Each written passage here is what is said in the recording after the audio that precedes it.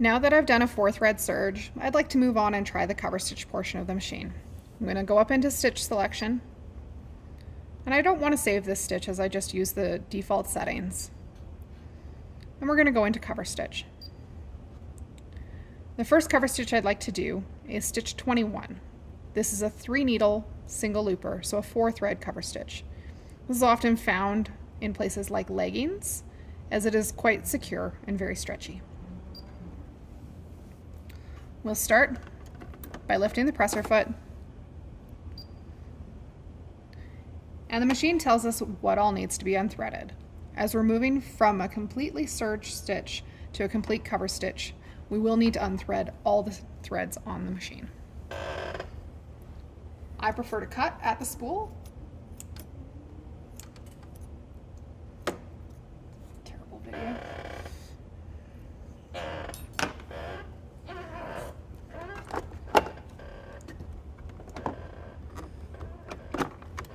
Open the doors.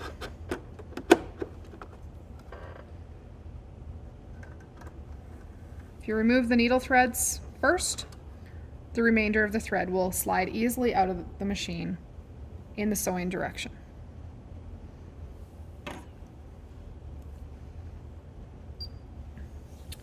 We're going to attach presser foot C13, which is located in your first accessory case. This foot is strictly for cover stitches. To remove the presser foot, push in on the red tab on the back of the presser foot shaft, ankle.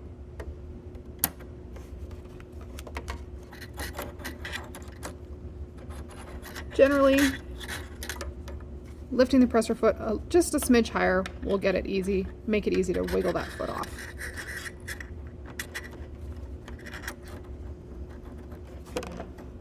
The new foot attaches in much the same way as clip-on feet on sewing machines. Lining the bar in the foot up below the end of the toe on the ankle, and then lowering the foot and pressing once again on the red lever to engage it. Now when we lift our presser foot, they are once again attached. Our presser foot pressure was at 4 before and can remain at 4 now. We're going to move our needles from the serger position into the cover stitch position and add one more needle into the mix. To remove your needles, slightly loosen the screws and pull downwards. Retighten the screws so you don't lose those tiny little screws if they wiggle loose.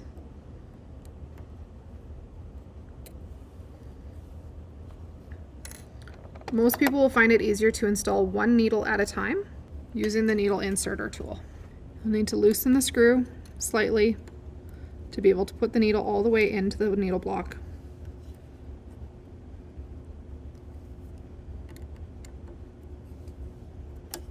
Once it's fully engaged, you should see it at the top of the window.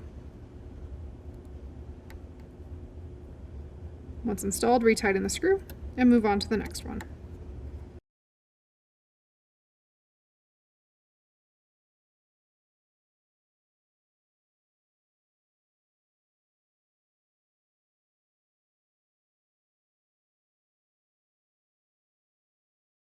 All 3 needles are engaged.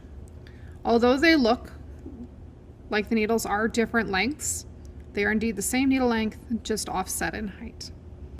We're ready to carry on. We're going to deactivate our knife using the switch on the left-hand side of the machine. And we're going to set the cutting width to 5. This is the minimum cutting width, however the knife is not engaged. We're going to change out the insert to our cover stitch insert. To remove the cutting insert, pull gently towards you on the left-hand portion of the inner door.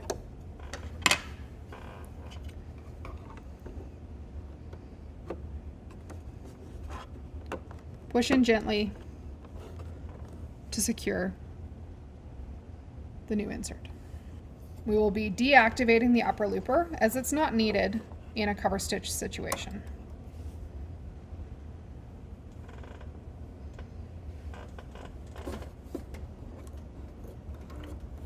One full hand wheel revolution will park it out of the way. We're going to set our rolled hem selection position to O for overlocker. This just ensures we have a nice flat surface out the back of our stitching area. Next, let's get to threading. We're going to start with our cover stitch looper. To thread the cover stitch looper, turn the threading knob to the threading position and give the hand wheel a slight turn towards you. This will activate the threading guides. Floss the thread through our first thread guide at the top of the machine. Leave about 18 inches of thread. Holding the thread tail over the purple opening, use the foot control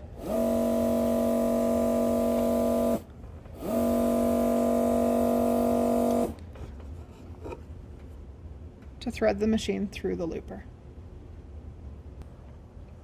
Next, we'll thread all 3 needles. I'm going to start with the right needle. Oh, that would make a difference. Following the blue thread guides over the blue guide here, down under the silver bar, down for the right thread,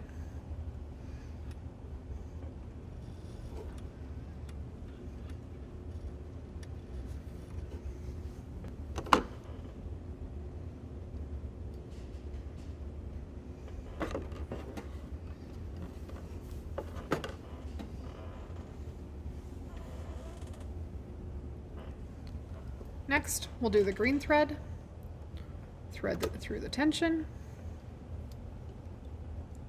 across the front with the green thread guide, over the top, under the silver bar,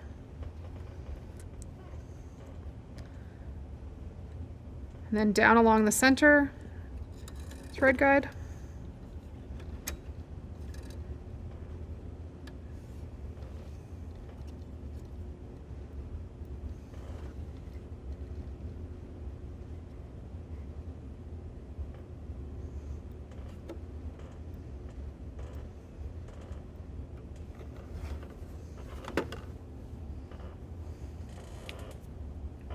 and lastly our left needle.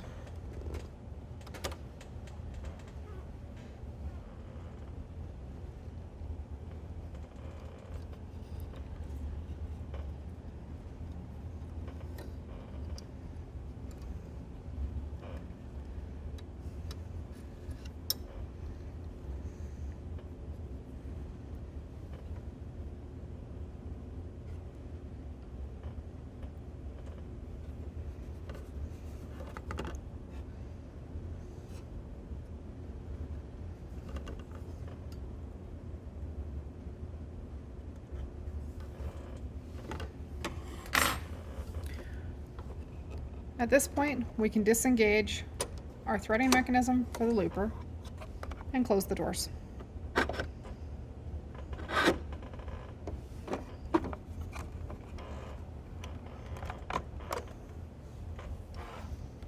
Unlike serging, when you get started with cover stitch, you do need to have fabric underneath where the needles first penetrate.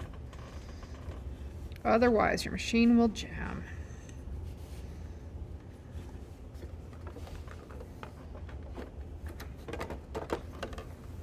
I'd still recommend starting with a few hand wheel turns to get your stitch started.